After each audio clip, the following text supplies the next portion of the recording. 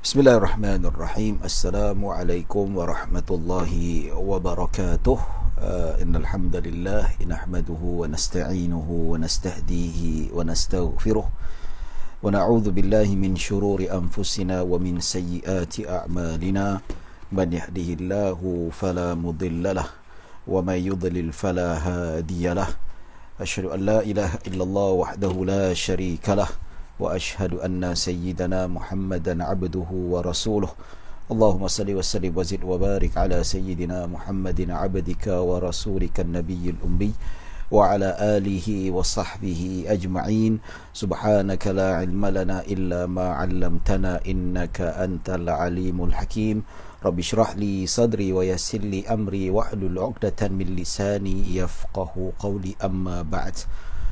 Alhamdulillah, alhamdulillah, syukur pada Allah Subhanahu wa taala atas nikmat serta limpahan kurniaan daripada Allah, yang mana alhamdulillah pada malam ini kita bersama-sama dapat berhimpun sekali lagi untuk kita meneruskan pengajian kitab Fiqh Manhaji jilid keempat terbitan Jabatan Mufti Wilayah Persekutuan, yang kitab ini diterjemahkan oleh kumpulan researcher ataupun penyelidik di Jabatan Mufti dan juga Datuk Sahibus Sabah, Datuk Mufti Negeri Sembilan sendiri, Datuk Ahmad Haji Ahmad Yusof sendiri yang duduk sendiri, dia pun memeriksa dan dia turut sama menterjemah kitab Fiqh Manhaji ini, menjadilah lengkap keseluruhan, boleh dikatakan semua bab sudah diterjemahkan dan sudah diterbitkan.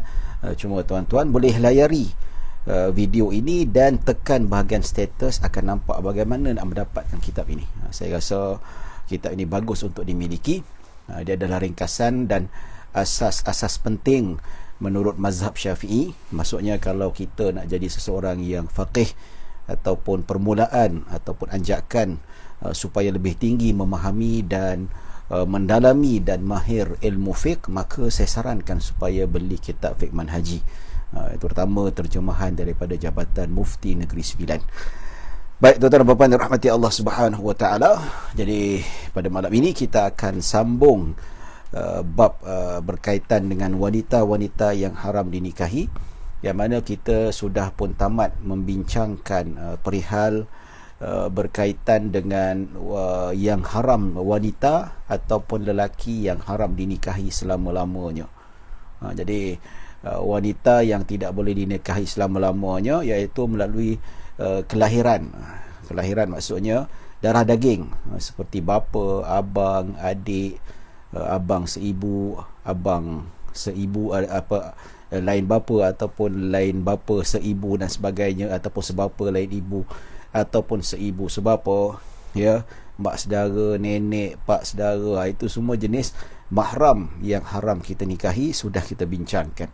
Bagi mereka yang masih baru ataupun baru hari ini mengikuti siri pengajian Manhaj Fiqh Syafi'i yang diajar oleh saya, hari ini adalah siri yang kelima. Semalam siri yang keempat.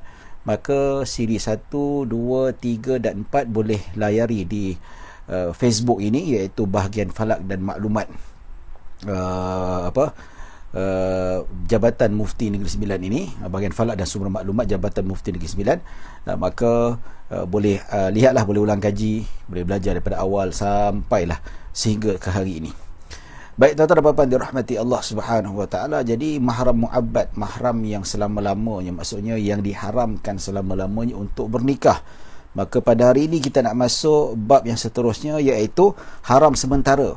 Maksud haram sementara iaitu perempuan yang haram dinikahi ataupun lelaki yang haram dikahwini untuk sementara waktu atas sebab-sebab tertentu. Atas sebab contohnya, kenapa tak boleh kahwin dengan dia? Sebab dia akak ipar saya, suami kepada abang saya. Kenapa tak boleh kahwin dengan lelaki tu? Sebab dia abang ipar saya, masih lagi ada hubungan dengan hubungan dengan kakak saya, suami isteri. Tak boleh ke bermadu adik-adik? Kita bincangkan nanti tuan-tuan. Baik, jadi apabila sebab yang tersebut hilang, maksudnya kalau tak ada sebab itu, katakanlah abang ipar dah bercerai dengan kakak ipar, habis iddah, boleh nikah, tak ada masalah.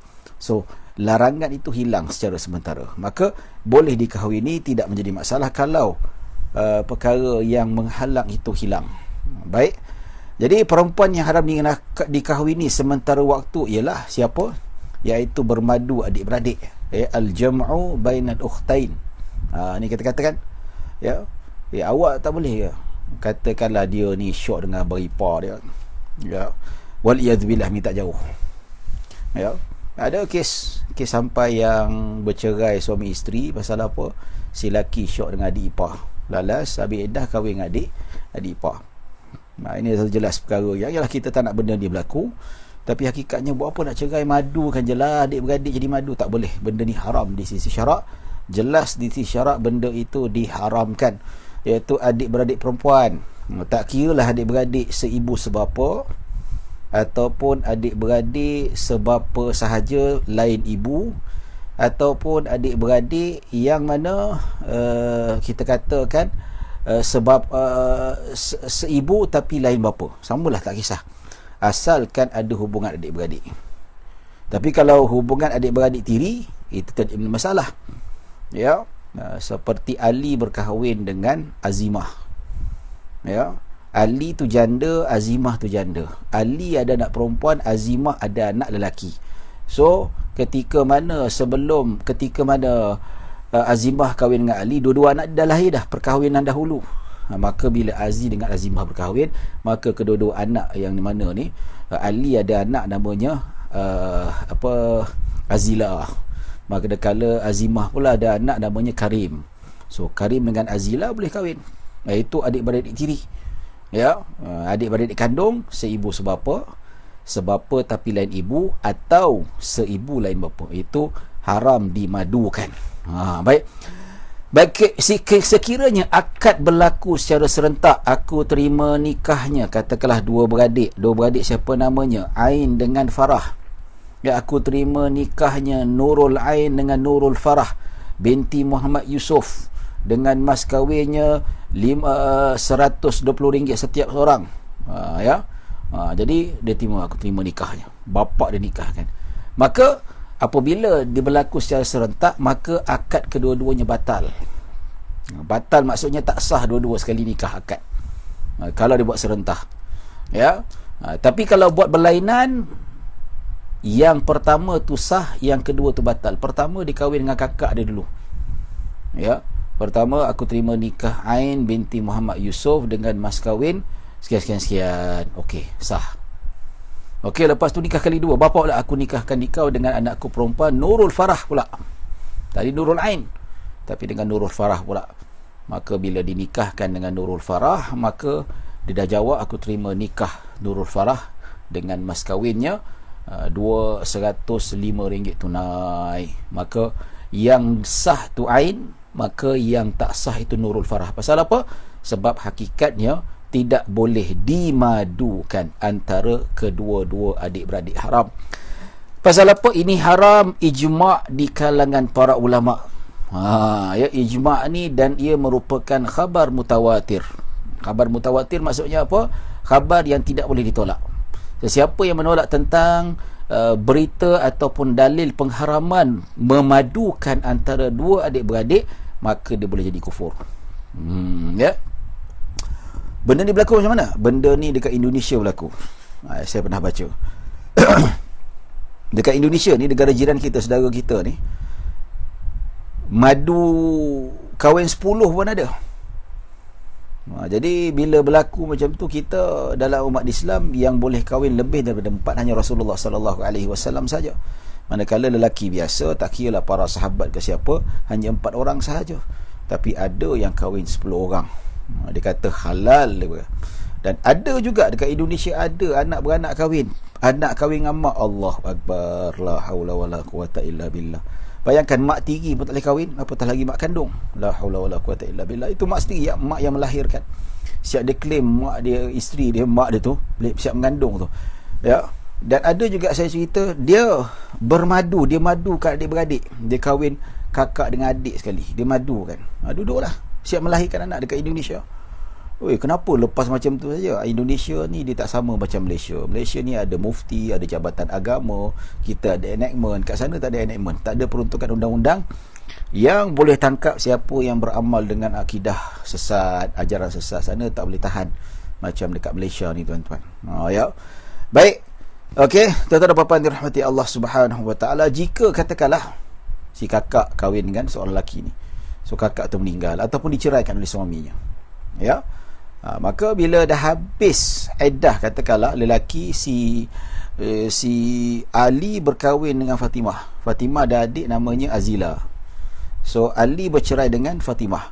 So boleh tak Azila kahwin dengan bekas abang ipar dia? Boleh, tak ada masalah, tapi dengan syarat si Fatimah tu dah habis iddah. Dia tak boleh kahwin selagi mana Fatimah dalam iddah. Pasal apa? Kebarangkalian boleh rujuk, kebarangkalian boleh bersatu balik.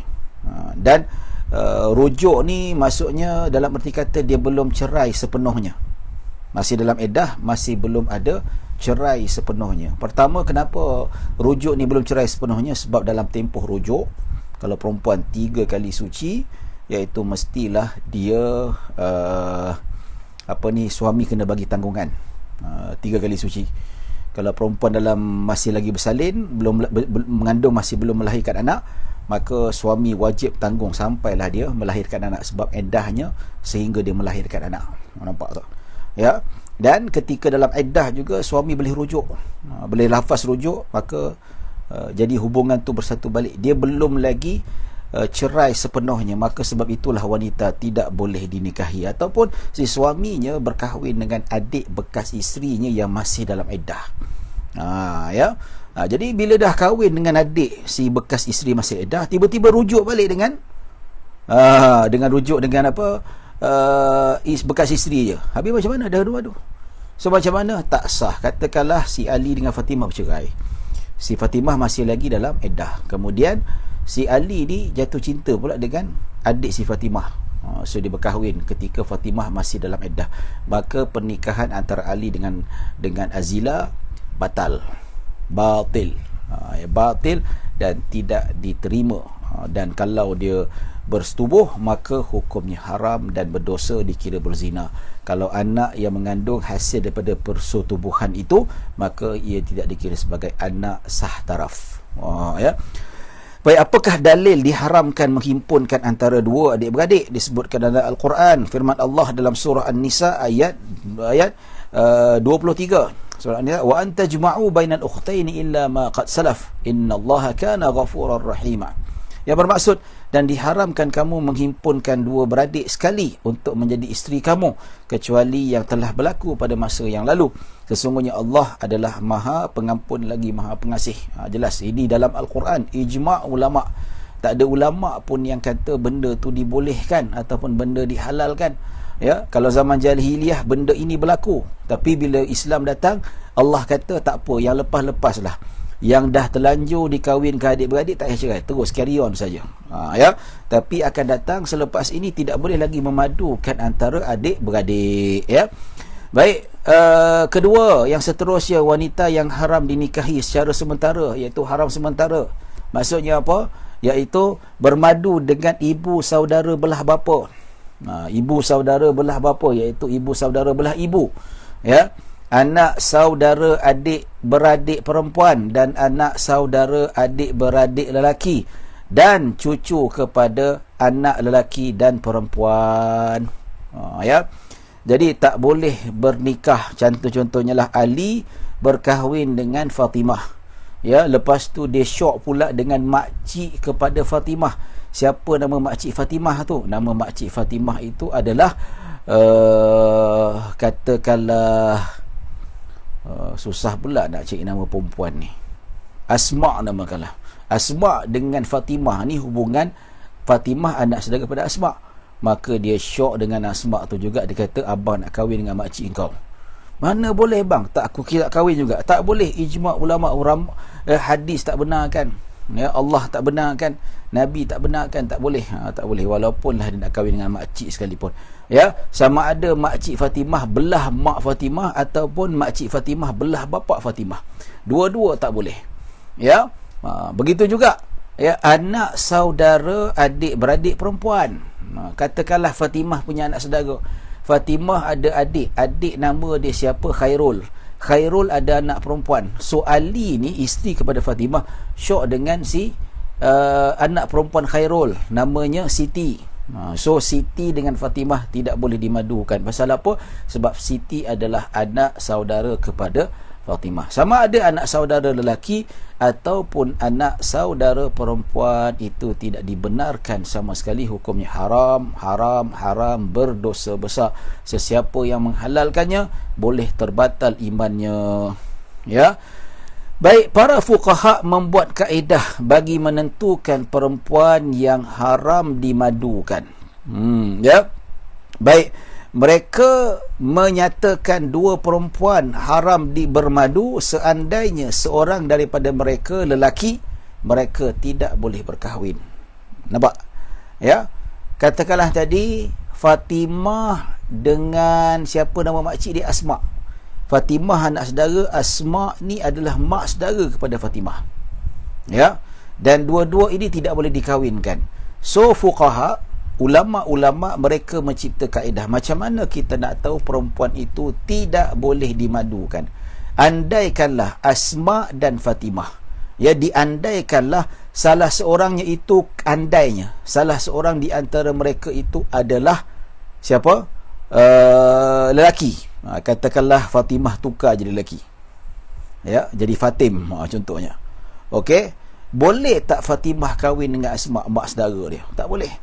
Macam saya lah, saya nak kahwin dengan mak saudara saya, tak boleh. Kakak mak saya ke ataupun adik perempuan mak saya, tak boleh, haram, berdosa. Jadi atas kaedah sesiapa saja tidak boleh dikahwini. Kalau dikomparekan salah seorang dua wanita itu, salah seorang itu ditukarkan menjadi lelaki, maka hukumnya tidak boleh dihimpunkan ataupun tidak boleh dimadukan. Baik tuan-tuan dan puan-puan yang dirahmati Allah Subhanahu wa taala. Ya. Bila kita sebut tentang perkara ini, bila kita nyatakan perkara ini, sama juga dengan adik-beradik susuan. Nampak tak? Kan adik-beradik susuan tak boleh. Katalah si Fatimah ni, Fatimah dengan ahli suami isteri. Dan Fatimah ni ada adik-beradik susuan. Namanya siapa? Alia. Alia ni dia adik-beradik susuan. Pasal apa? Fatimah ni menyusu dengan mak kepada Alia ni. So Ali tak boleh kahwin dengan Alia selagi mana si Fatimah masih lagi isteri, dan kalau sudah bercerai masih lagi dalam iddah, tak boleh berkahwin, hukumnya tidak sah dan hukumnya tidak akan diterima oleh syarak itu sendiri. Ya, macam dia beradik perempuan. Begitu juga pak saudara susuan, ya, ibu saudara susuan ataupun ibu susuan juga tidak boleh dihimpunkan dan tidak boleh disatukan, ataupun dalam arti kata tidak boleh dimadukan. Ya. Hal ini berdasarkan hadis an Abi Hurairah radhiyallahu anhu anna Rasulullah sallallahu alaihi wasallam qala la yujma'u bainal mar'ati wa ammatiha wala bainal mar'ati wa khalatiha. Maksud daripada Sayyidina Abu Hurairah radhiyallahu anhu bahawa Rasulullah sallallahu alaihi wasallam bersabda, apa sabda Nabi? Perempuan jangan dimadukan dengan ibu saudara belah bapa dan ibu saudara belah ibunya. Nampak? Tak boleh dihimpunkan antara adik-beradik dan tak boleh juga dihimpunkan dengan ibu saudaranya. Dan juga dikiaskan pada mana kalau lelaki itu tidak boleh dinikahkan dengan mahramnya, itu sama juga wanita itu tidak boleh dinikahkan dengan mahramnya, tidak boleh dimadukan dengan mahramnya. Ini juga berdasarkan hadis Nabi SAW. Apakah hikmahnya? Kenapa hikmahnya haram bermadu? Sebab apa? Boleh bergaduh. Ya, sebab apa? Islam sangat menitik beratkan perihal berkaitan dengan hubungan silaturahim. Tuan-tuan, kalau perempuan ni bila dia dah benci disebabkan bermadu, putus saudara tau. So sampai yang kata madu sana madu sini, tak nak berjumpa. Tak nak berjumpa sampai hujung hayat. Kalau bercerai pun sampai dia bermusuh sampai hujung hayat. Nampak tak? Kalau madu ni, kalau hukum poligami ni kalau tak dijaga dengan betul-betul, wanita dengan wanita boleh bergaduh panjang. Boleh bergaduh besar. Besar bukan sebarang besar. Jadi kalau antara kawan yang tidak ada hubungan mahram, kita pun tak bagus. Sebab apa? Memutuskan ukhuwah Islamiyah, hubungan persaudaraan Islam. Tapi apatah lagi kalau adik-beradik dimadukan. Bayangkan adik-beradik putus saudara, adik-beradik tak mengaku saudara, adik-beradik tak bertegur siapa, adik-beradik tak bercakap. Wah, ini berat. Sebab Islam tak nak sampai boleh menjadi pergaduhan. Begitu juga seorang perempuan tidak boleh dihimpunkan dengan anak saudaranya, tak boleh dihimpunkan dengan mak saudaranya. Pasal apa? Hubungan tali silaturahim sangat dititik beratkan. Sehingga kan Nabi SAW memberi kecaman sesiapa yang memutuskan tali silaturahim, kecamannya sangat hebat. Antaranya apa? Ya, la yadkhulul jannata qati'un, iaitu qati'ur rahimi. Maksudnya sesiapa yang memutuskan tali silaturahim, mafhum hadis ini, dia takkan masuk syurga. Memutuskan tali silaturahim, tak, engkau bukan pakcik aku, kau bukan anak aku, engkau bukan abang aku. Ini satu tahap yang sangat-sangat berat yang tidak boleh dilakukan. Ini berdasarkan hadis Nabi SAW yang bermaksud Nabi SAW melarang seorang perempuan dimadukan dengan ibu saudaranya belah bapa, dan ibu saudaranya dibelah ibunya. Baginda bersabda, jika kamu melakukannya bererti kamu memutuskan hubungan persaudaraan, iaitu hubungan tali silaturahim. Tali silaturahim tidak boleh diputuskan.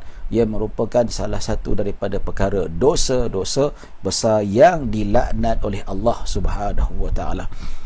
Begitu juga hadis yang lain yang bermaksud daripada Isa bin Talhah radhiyallahu anhu berkata, Rasulullah sallallahu alaihi wasallam melarang perempuan dimadukan dengan saudara maranya kerana dibimbangi akan memutuskan tali silaturahim. Nampak? Itu hikmahnya. Ya, maka tak boleh. Ada cara lain ke ustaz? Ada ke mazhab lain kata tak ada? Ini boleh dikatakan ijma' di kalangan para ulama, benda ni diharamkan. Baik tuan-tuan dan puan-puan dirahmati Allah Subhanahu wa taala, yang seterusnya, ya, tidak boleh berkahwin lebih daripada 4 orang perempuan. Tak boleh. Yang dibenarkan hanya Nabi SAW. Ini jelas dalam hadis Nabi SAW sebut, fankihu ma taba lakum minan nisa'i mathna wa thulatha wa ruba'.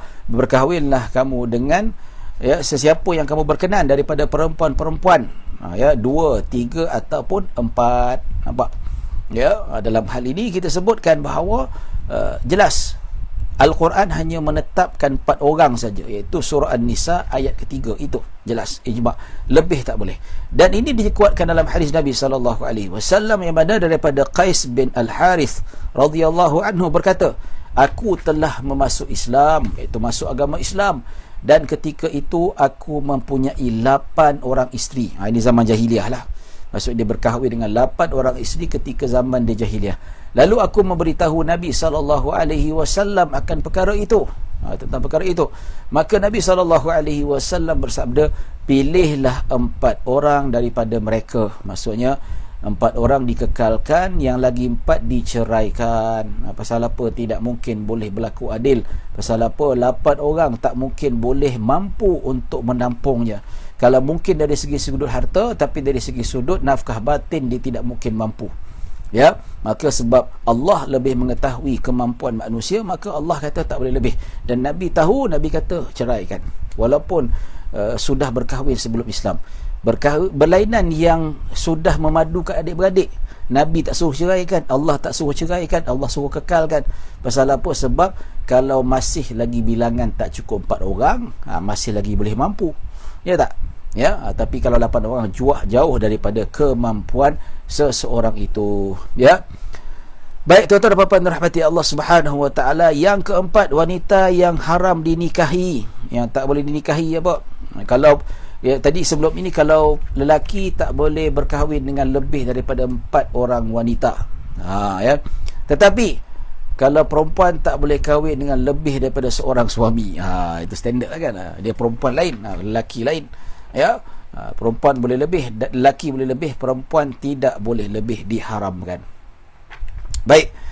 Seterusnya yang keempat, mengahwini perempuan musyrik yang menyembah berhala. Ni.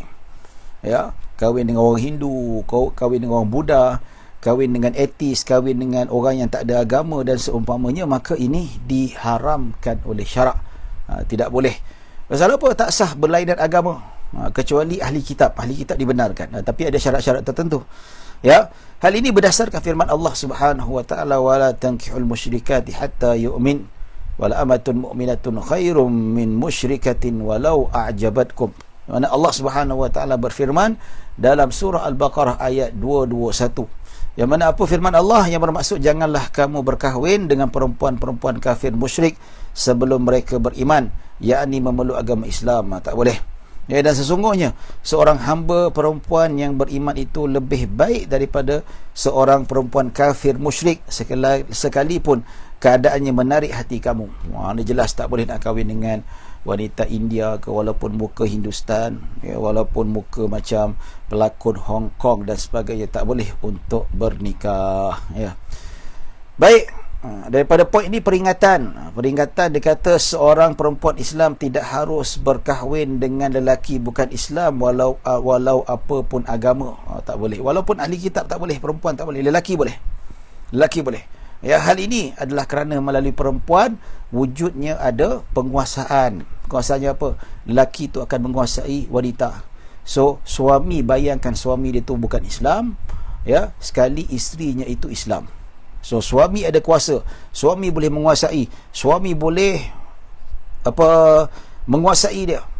Jadi di sini tuan-tuan dan puan-puan dirahmati Allah Subhanahu Wa Taala, kemungkinan besar dan kebarangkalian besar si suami itu boleh menghalang wanita itu untuk melaksanakan tanggungjawabnya sebagai muslim.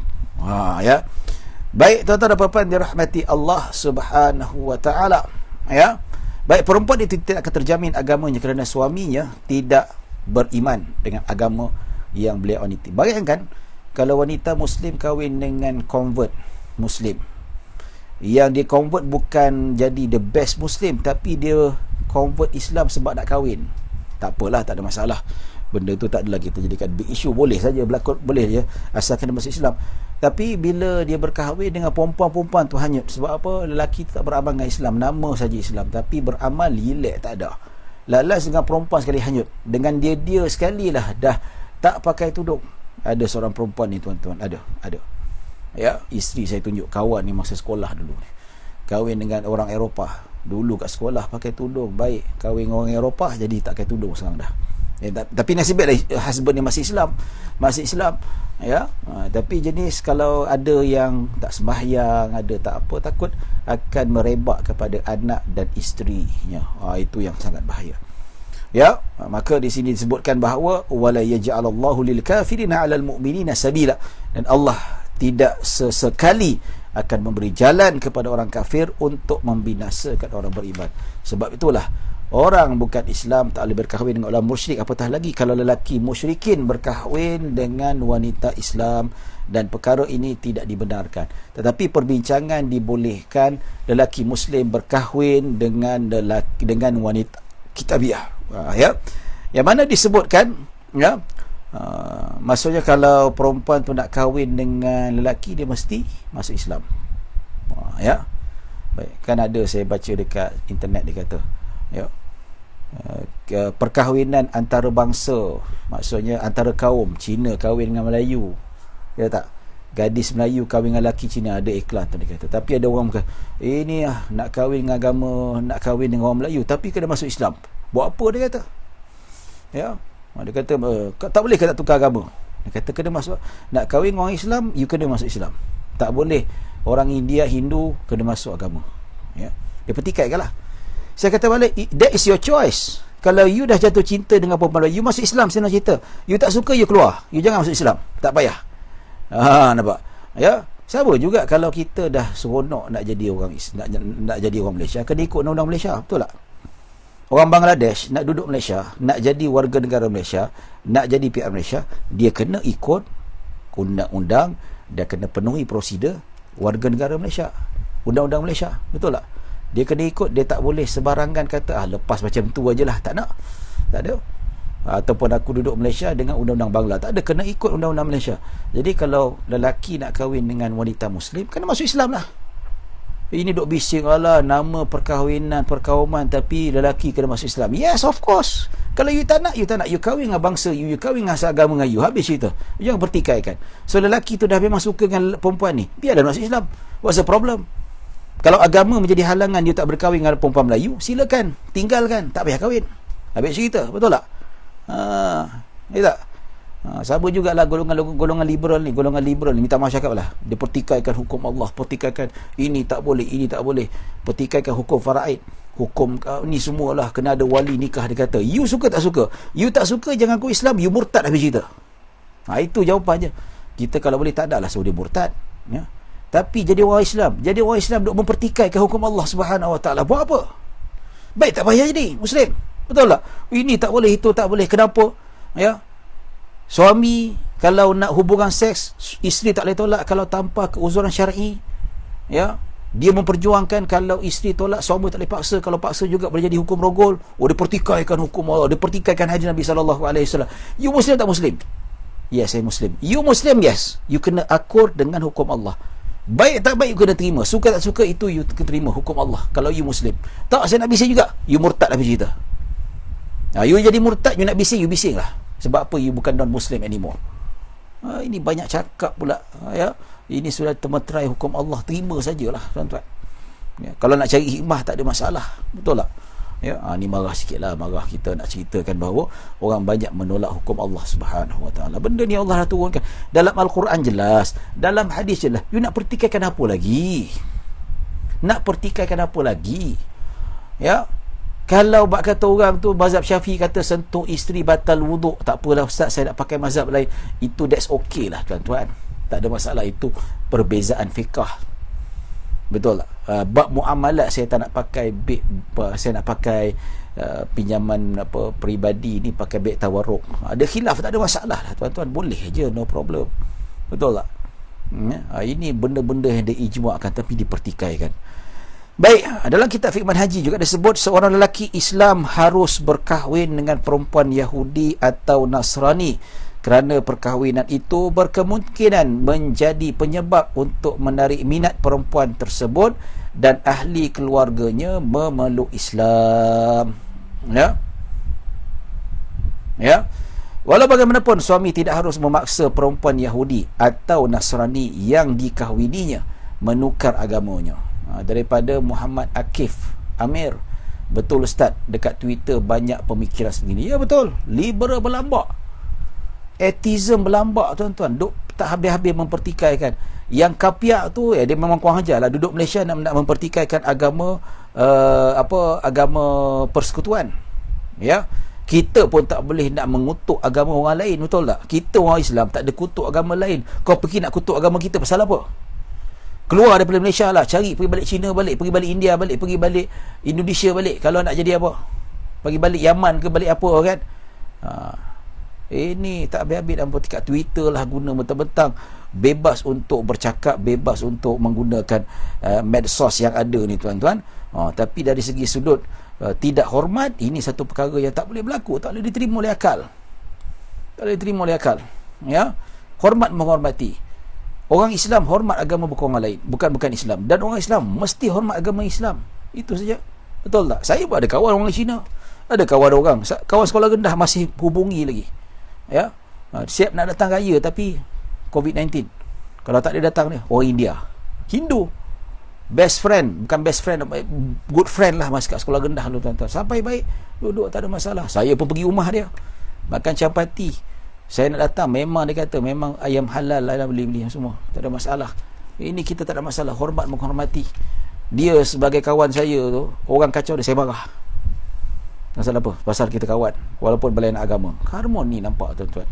Ya. Baik. Dalam mazhab 4. Mazhab 4 kecuali mazhab Syiah aku tak tahu, wallahu alam. Ya. Maka disebutkan dalam hadis Nabi SAW, ya, disebut dalam hadis, begitu juga dalam kitab fiqh, bahawa orang Muslim, lelaki Muslim boleh bernikah dengan wanita kitabiyah yang beragama Nasrani dan beragama Yahudi. Bismillah.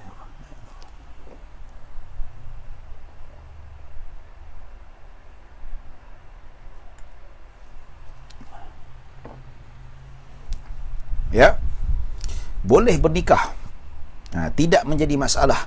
Ya, ini pasal apa tuan-tuan? Disebabkan kitabiah ni disebutkan dalam kitab sebab mereka ini ada persamaan dengan kita banyak sekali. Ya, terutama agama Yahudi dia banyak persamaan.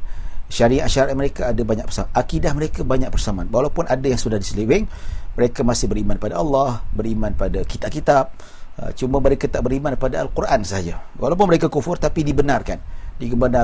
Itu ada pengecualian yang berbeza. Nah, ini untuk lelaki sahaja. Perempuan tak boleh. Lelaki boleh berkahwin dengan kitabiah.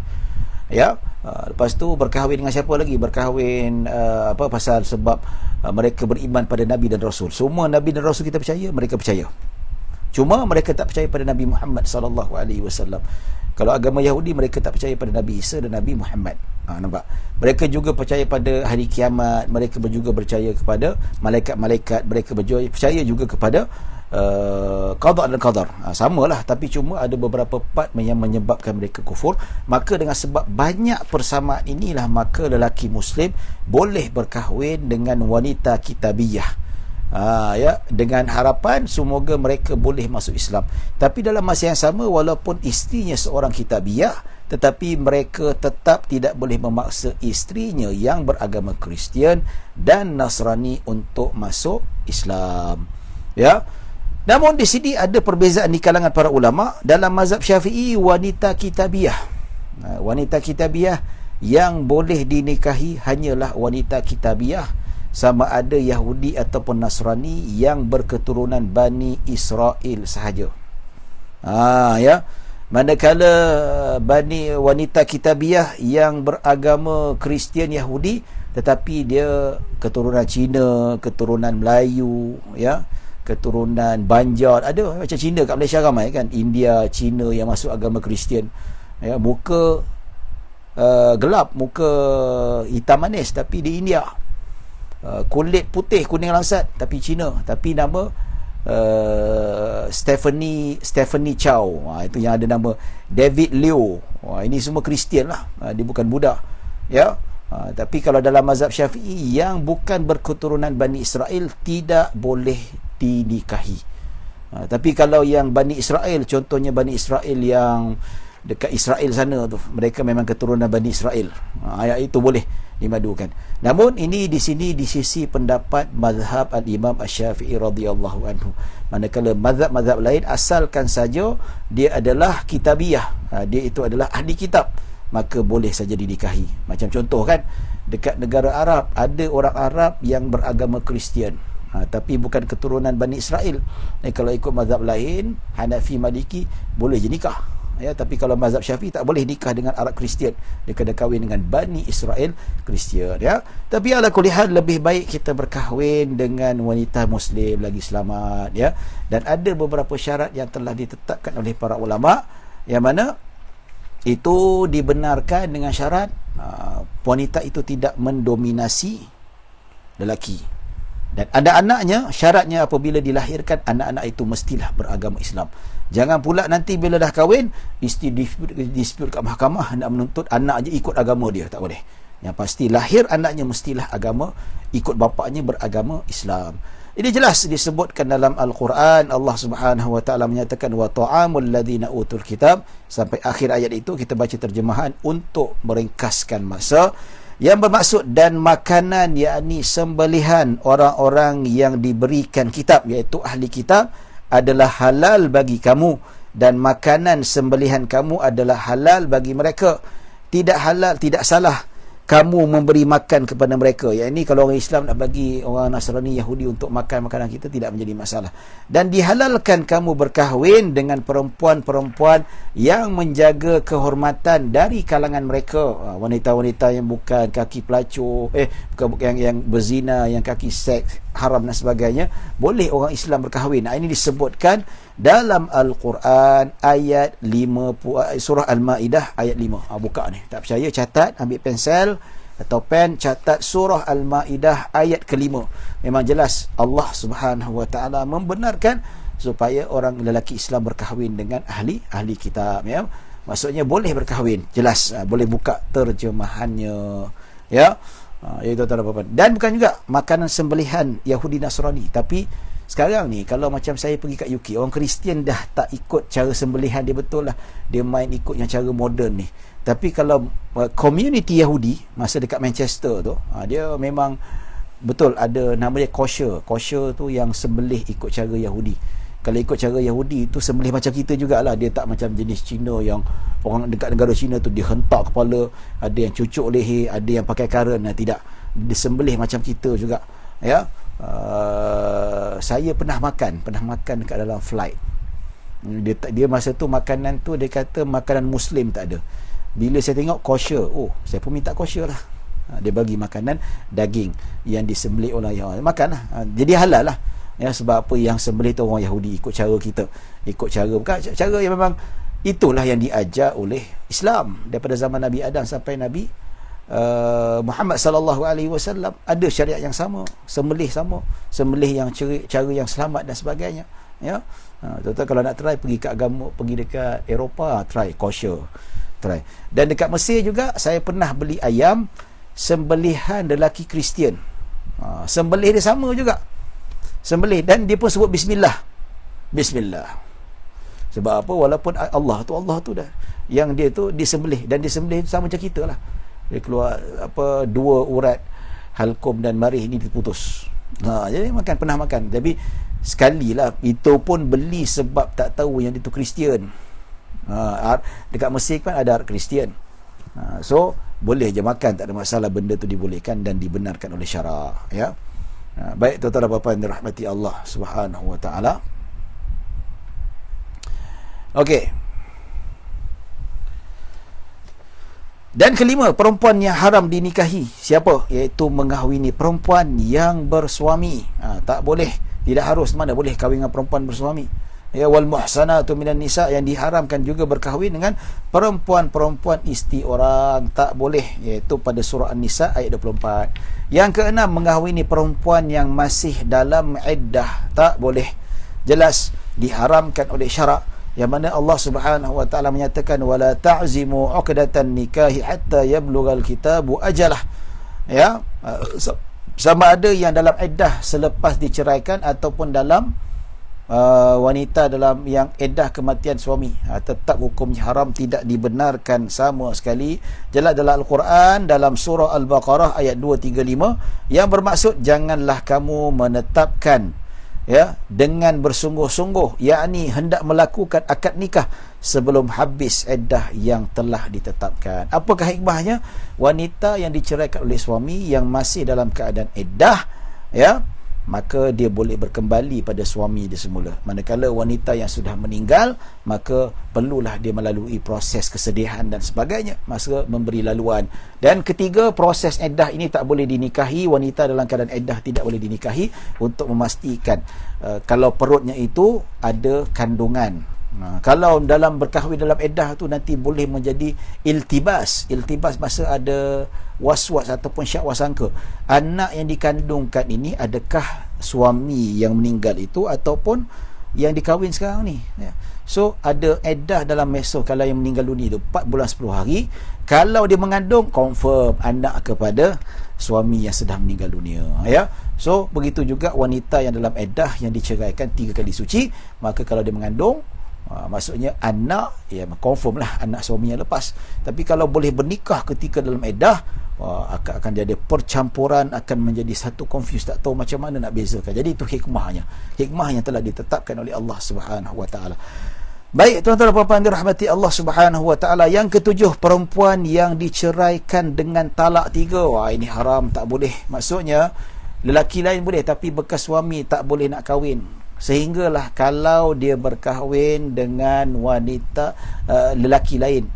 Ini jelas dalam Al-Quran. Allah Subhanahu wa taala menyatakan, saya baca terjemah terus, ya, untuk menjimatkan masa, iaitu surah Al-Baqarah ayat 230. Apa firman Allah, ya, yang mana yang bermaksud sesudah diceraikan, yakni 2 kali. Jika, maksudnya kalau perempuan itu sudah diceraikan 2 kali, jika diceraikan pula bagi kali yang ketiga, iaitu talak bainunah kubra, ya, sudah bain. Kalau bainunah sughra boleh rujuk balik, tapi kalau bainunah kubra, ini tak boleh, ini tak boleh dinikahi, ya. Maka perempuan itu tidak halal baginya sesudah itu, sehingga dia berkahwin dengan suami yang lain. Setelah itu kalau ia diceraikan oleh suami baru dan habis iddahnya, maka mereka berdua, iaitu suami lama dan bekas isteri, tidaklah berdosa untuk berkahwin semula. Nampak tak? Ya, berkahwin semula jika mereka kuat menyangka akan dapat menegakkan aturan-aturan hukum Allah, dan itulah aturan-aturan hukum Allah yang diterangkan kepada kamu yang mahu mengetahui memahaminya. Ya, yang nikah ni mestilah nikah bukan Cina buta. Nikah ni betul-betul yang bertemu jodoh. Yang mana bernikah tu bukan saja nikah, tetapi nikah itu mestilah yang dirasai. Maksudnya suami barunya merasai kemanisan isteri, maksudnya berhubungan seksual. Ya, sehingga kan Nabi SAW kata hatta tadhuki asilatahu wa yadhuku asilataki. Nabi kata berkahwin, ya. Maksudnya Nabi berpesan kepada wanita tu, ya, kalau kamu nak kembali pada isteri suami kamu yang akan datang, ya, pastikan kalau kamu kahwin dengan suami kamu, pastikan suami kamu dapat merasai kemanisan kamu, iaitu berhubungan seksual, dan kamu merasai kemanisannya. Maksudnya bukan nikah saja, ceraikan saya, tak boleh macam tu. Ya, jadi perhubungan pernikahan yang betul-betul serius, kalau lepas bercerai talak 3, maka memang itulah yang berlaku. Berlaku macam mana? Yang berlaku dalam arti kata bukan disengajakan, tapi jodoh dah datang. Bila jodoh datang berkahwin, tapi kata jodoh tak panjang bercerai juga, walaupun talak 1, maka boleh dia berkahwin dan tetap dia bernikah. Baik, tuan-tuan dan puan-puan dirahmati Allah Subhanahu wa taala, ya, habis dah berkaitan perkara ini, iaitu bab berkaitan dengan mahram. Kita dah habis dah. Ya, kita nak masuk bab poligami, lebih kurang ada dalam 15 minit. Kita ambil dalam 10 minit untuk kita masukkan bab poligami seperti mana yang dijanjikan. Sini ada satu soalan daripada Irfan. Ya.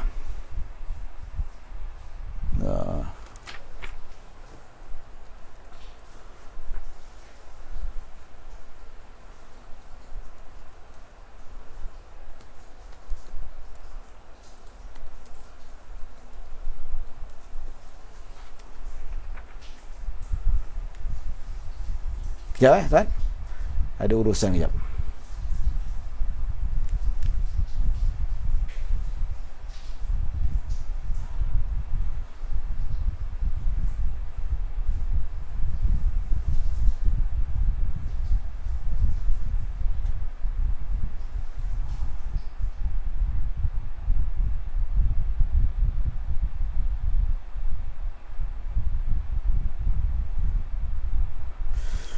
Baik, ya, sebelum kita jawab soalan,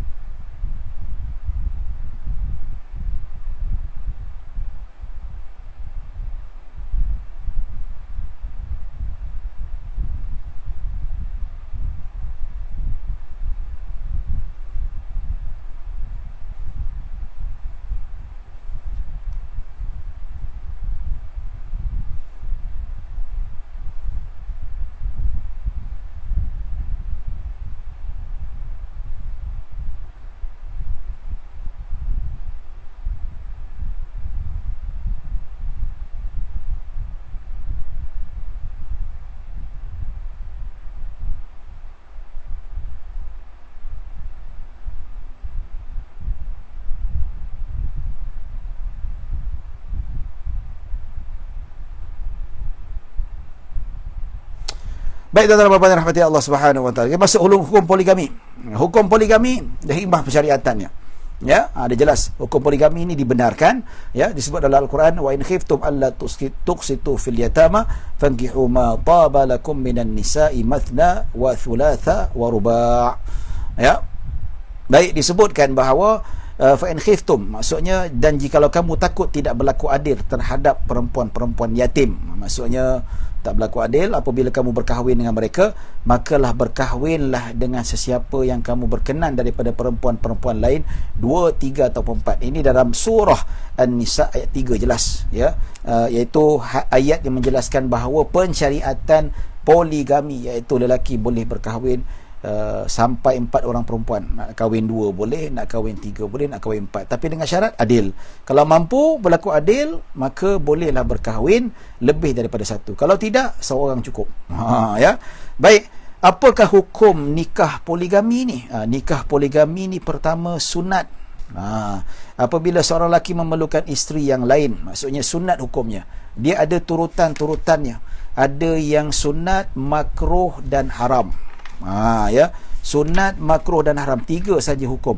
Dan bak kata orang, tak semua kategori sunat, dan tak semua lelaki makruh, dan tak semua lelaki haram.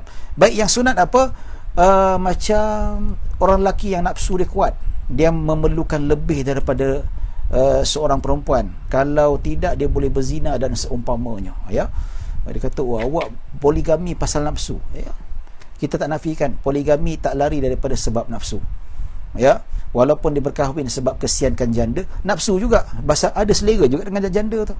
Oi, menikah pasal, ya, saya kata nikah tak ada nafsu ke? Ya, puan-puan kat luar sana, lelaki-lelaki yang kat sana kata yang mencela lelaki berpoligami disebabkan nafsu, kata poligami disebabkan nafsu. Saya tanyalah, yang monogami, yang kahwin dengan isteri seorang tu, yang ada suami tu, bukan nafsu ke? Saya nak tanya, nafsu ke? Kalau bukan nafsu, saya cabar, boleh tak kalau berkahwin dengan lelaki mati pucuk? Boleh tak? Saya cabar. Tak boleh lah ustaz, kita fitrah. Kata tak nafsu. Nampak? Ya, kalau nak halang poligami, kalau tak suka poligami, jangan gunakan alasan nafsu.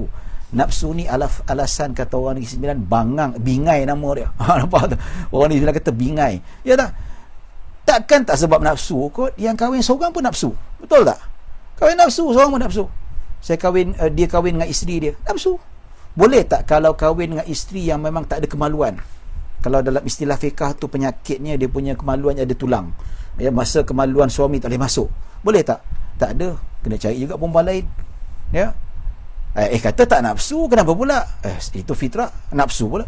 Yang kahwin seorang pun bernafsu, sama juga. Yang kahwin 2, 3 pun ada sebab nafsu juga. So, kalau nak marah poligami, jangan dah nikah poligami sebab nafsu semata-mata. Come on lah. Ya. Kalau dapat suami mati pucuk, tak nak. Yang bagi isteri yang memang terhalang, tak boleh kita nak buat hubungan seksual, tak nak pula. Kata tak nafsu, double standard pula. Memang tak boleh lagi, memang nafsu. Nak buat macam mana? Betul tak? Jadi lelaki yang mungkin ada, dia ni yalah terdedah tempat kerja dan sebagainya, dan dia ni memerlukan lebih daripada seorang, ataupun isterinya sakit, tak boleh nak melayani isterinya. Ada seorang lelaki ni tuan-tuan, memang dia ni, ya Allah, betul. Ya, ada orang ni Allah jadikan macam-macam. Ada orang Allah jadikan dia bijak, pandai. Ada orang dia memang kuat, boleh bekerja satu hari semalam. Ada orang ni lemah dan sebagainya. Tahap kemampuan manusia ni Allah jadi berlainan tuan-tuan. Muka kita pun berbeza. Ada gemuk, ada yang kurus, ada yang cantik, ada yang handsome. Ada lelaki ni memang kuat nafsu dia. Ya, sampai kan dia dengan isteri kalau minta, dia minta hari-hari. Minta hari, serius dia tak bohong. Ya, hari-hari minta dengan isteri, sampai isteri tak tahan, dia kata tak apalah bang, abang kahwin satu lagi. Betul? Bila kahwin satu lagi tu, nampak alhamdulillah, tak adalah isteri terganggu sangat, tak adalah sampai hari-hari, dan perkahwinan mereka lebih bahagia. Memang ada macam tu. Tahanlah nafsu tu tuan-tuan, kita tak duduk kat tempat dia. Ya, saya bukanlah suka sangat nak poligami, tidak. Saya ada 3 orang anak dara. Kita pun nak tengok anak kita nak dipoligami kan. Yalah, kalau itu jodoh mereka, nak buat macam mana. Tapi kita takut jugalah, kita rasa macam bolehkah anak aku dipoligami kan? Risau. Erti kata bukanlah kita suka sangat poligami, tapi nak kita kata macam kita sama dengan orang lain, tak boleh lah. Ya, maka kalau isteri tu sakit dan memang doktor dah sahkan dia mandul, itu ya, ataupun tidak boleh melahirkan anak, ada masalah peranakan, ada masalah kesuburan, maka disunatkan si suami berkahwin lain untuk mendapatkan zuriat dan seumpamanya. Ya, dan juga disunatkan lelaki-lelaki berkahwin lebih dari 2, iaitu disebabkan nafsunya, ataupun disebabkan kesakitan ataupun ketidaksihatan isterinya, tapi dengan syarat dia mampu untuk berlaku adil. Kedua, poligami hukumnya makruh. Makruh macam mana? Makruh tanpa sebarang keperluan, semata-mata untuk menambah keseronokan dan hiburan. Ini makruh. Ya, suka-suka saja. Kalau isteri yang seorang tu dah ada seorang isteri sudah cukup, dah memenuhi keperluannya zahir dan batin. Kalau minta hari-hari pun dia bagi, tuan-tuan. Jangan kata sehari 2-3 kali pun bagi, tapi masih lagi nak tambah juga. Maka hukumnya makruh. Tidak ada keperluan. Ini pasal apa? Kahwin dua memang pening pala. Ya, apatah lagi jika suami itu sangsi dengan keupayaannya untuk berlaku adil. Kerja gaji 1,000, 2,000, gaji 2-3,000, ya, untuk duduk KL manalah cukup nak kahwin dua. Dia kahwin juga. Ya, dia tak tahu, dia pasti bahawa dirinya itu tidak mampu. Ya, bahkan hukumnya makruh. Bahkan kalau memang dia yakin tidak boleh menanggung isteri keduanya dan kedua-duanya disebab gaji kecil, maka hukumnya tidak boleh diharamkan menurut sebahagian daripada para ulama, ya. Dan yang terakhir, hukumnya haram berpoligami. Apakah haram berpoligami? Haram berpoligami iaitu apabila seorang lelaki merasa ragu atau yakin tidak berlaku adil sekiranya berkahwin lebih daripada seorang perempuan, sama ada kerana kefakirannya, kelemahannya, atau tidak dapat mengelakkan dirinya daripada cenderung kepada mana-mana isteri ataupun bersikap aniaya, maka hukum poligami adalah haram. Nampak tu?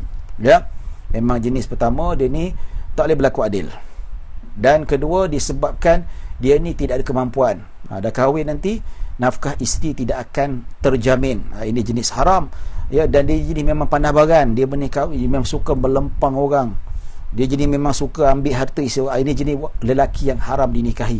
Dan juga dinikahi haram lelaki yang tidak ada kemampuan batin, mati pucuk, haram berkahwin ataupun berpoligami. Ini tidak boleh. Bahkan berkahwin pun tak boleh kecuali atas keredaan isteri. Contoh, lelaki tu mati pucuk, dia nak berkahwin dengan perempuan tu, dia kata saya nak kahwin dengan awak tapi saya ni mati pucuk, ya, boleh tak kalau saya nak berkahwin dengan awak? Tak ada masalah, saya tak ada, saya pun tak suka seksual, yang penting saya nak temankan awak, awak protect saya, itu tak apa. Tapi kalau dia berkahwin untuk menganiaya perempuan, selagi mana jadi isteri, dia tidak ada mendatangkan apa-apa manfaat, maka tuan-tuan dan puan-puan dirahmati Allah Subhanahu wa taala, orang ini tidak boleh berpoligami, ya. Baik tuan-tuan dan puan-puan dirahmati Allah Subhanahu wa taala, 3 hukum yang mana berkaitan dengan hukum poligami, sunat, makruh dan haram. Ini kena hati-hati, ya. Sebab itu tidak heran kalau kita lihat di Jabatan Agama Islam termasuk Negeri Sembilan, orang nak berpoligami itu tak perlu minta izin suami, tak perlu minta izin isteri.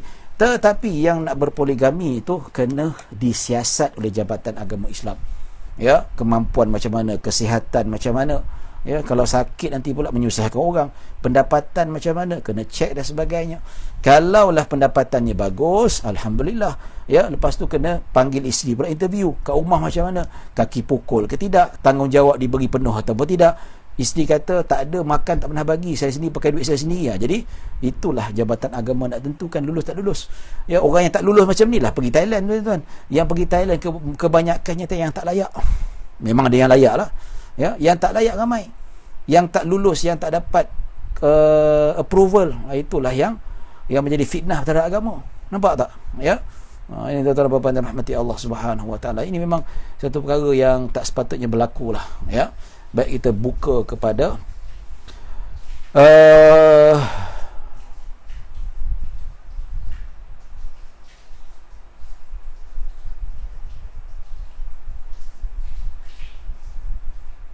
ya, kita akan baca soalan. Okey, baca soalan. Irfan tanya, contoh saya berpoligami. Apa ni Irfan tanya soalan poligami? Kahwin pun tak lagi. Irfan Abdul Rani, contoh saya berpoligami dengan 4 orang isteri. Sebelum menceraikan isteri keempat, saya bertunang dahulu dengan calon isteri kelima. Lepas bertunang baru saya menceraikan isteri keempat. Boleh ke macam tu? Boleh lah, sekali tak berkahwin, ya. Tapi kalau boleh janganlah, ya, cara macam tu boleh lah. Cina buta, ada soalan dia kata, Ustaz, kalau nikah Cina buta ni, adakah nikahnya masih sah atau tidak? Nikah Cina buta ni, sejarah Cina buta ni, dia biasa gunakan orang Cina yang baru masuk Islam. Dia jadikan mangsa yang telah talak 3 tu, dia suruh Cina tu kahwin dengan isteri dia yang talak 3 tu, lepas dia suruh ceraikan, ya. Ini haram, ya. Yang mana Allah Subhanahu wa taala yang menghalalkan Cina buta, yang meminta Cina buta. Allah Subhanahu Wa Taala dan Nabi sallallahu alaihi wasallam menghalal Cina buta, orang yang menghalalkan. Maksudnya lelaki itu berkahwin sekadar untuk melepaskan syarat, perempuan itu boleh bernikah dengan suami yang pernah mentalakkan 3 padanya. Ya, tapi kalau sekadar dia berkahwin lepas tu cerai tanpa ada persetubuhan, maka dia kahwin dengan isteri, maka pernikahan dengan bekas suami itu tidak sah. Kalau dilahirkan anak, anak itu dilahirkan, maka anak itu tidak sah taraf. Tetapi kalau dia berkahwin dengan Cina buta itu, dan Cina buta itu merasai kemanisan isterinya, iaitu melakukan hubungan seksual walaupun sekali, kemudian diceraikan, lepas tu dia nak kahwin dengan isteri yang suami yang ceraikan talak 3 tu, dibolehkan, tapi dengan syarat dengan ada persetubuhan. Namun dalam hal ini hukumnya tetap haram dan berdosa besar. Yang bahagian pertama tak sah, pernikahan dengan dikembali balik bekas suaminya itu tidak sah. Pasal apa? Tidak ada perhubungan kelamin antara Cina buta dengan isterinya. Sebab apa? Nabi SAW kata, hatta tadhuki asilatahu wa yadhuka asilataki, sehinggalah kamu merasai kemanisannya dan dia merasai kemanisan kamu. Mesti ada hubungan seksual. Dan surah ataupun bentuk yang kedua, berkahwin dengan Cina buta, berlakunya hubungan persetubuhan, tetap haram sebab niatnya memang nak menghalalkan, tetapi apabila dia kembali pada suami pertama, tetap halal, dibolehkan. Pasal apa? Sebab nikah dan kemudian adanya persetubuhan yang halal dan ada penceraian yang halal. Kemudian lelaki itu yang wanita itu habis iddah dan kemudian dia kembali balik pada tempatnya semula, ya, pada isteri yang balik. Ya, macam mana nak belasah golongan yang kata kalau nak poligami kena cari yang tua, sebab ada kata Nabi banyak kahwin dengan perempuan yang tua. Nak belasah, ya, nak belasah hak orang lah, nak kahwin muda ke nak kahwin tua ke. Kalau nak poligami dengan perempuan muda tak boleh, ya. Tapi kenapa Nabi SAW bernikah dengan Sayyidah Aisyah? Kenapa Nabi SAW berkahwin dengan Sayyidah Safiyah muda? Ya, walaupun dia janda tapi dia muda. Begitu juga Nabi SAW bernikah dengan Juwairiyah muda, walaupun janda tapi muda. Tak ada masalah. Ya, kita nak kata apa? Yalah, lagi bagus kalau poligami dengan janda yang ada anak. Kita membela nasib dia dan membela anak. Itu yang bagus. Tapi nak kahwin dengan anak dara, tak pernah kahwin, tak pernah apa, boleh tak ada masalah. Ya, Islam itu tetap membolehkan. Cuma afdaliyah kita nak bincang macam tu, ya. Baik, soalan seterusnya, ustaz beli kopiah di mana? Ya. Saya beli kopiah dekat Maghribi, dekat Tunisia. Kirim orang kat sana. Ya. Dua-dua berdosa, ya, dua-dua berdosa. Ya. Baik, setakat itu saja dapat saya sampaikan. Kalau tak ada soalan lain, kita bertemu pada hari Jumaat insya-Allah. Ya, mudah-mudahan kita mendapat rahmat dan kita akan kupas lagi beberapa isu berkaitan dengan hukum poligami, dan kita akan cerita tentang hukum nikah dekat Thailand tu sah ke tidak, boleh ke tidak, macam mana perundangan kat Malaysia. InsyaAllah kita kupas pada esok hari, pada hari Jumaat pada jam 8.30 insya-Allah. Baik, setakat itu saja dapat saya sampaikan dan dapat saya kongsikan. Mudah-mudahan kita mendapat rahmat dan barakah. Mohon maaf kalau ada salah silap, kalau ada kekurangan yang baik hanya daripada Allah Subhanahu wa taala. Kekurangan kesilapan datang daripada diri saya sendiri. Aku qauli hadza wa astaghfirullahal azim li wa lakum wa lisairil muslimin wal muslimat wal mu'minina wal mu'minat. Bismillahirrahmanirrahim. Allahumma ja'al jam'ana hadza jam'an marhuma wa tafarruqana min ba'di tafarruqan ma'suma. Allahumma la tada' fi maqamina hadza dhamman illa ghafarta wa la hamman illa farajta wa la daynan illa qadaita wa la maridan illa shafaita wa la hajatan min hawaij الدنيا والآخرة إلا قضيتها يا رب العالمين. صلى الله على سيدنا محمد وعلى آله وصحبه وسلم. الحمد لله رب العالمين. السلام عليكم ورحمة الله وبركاته.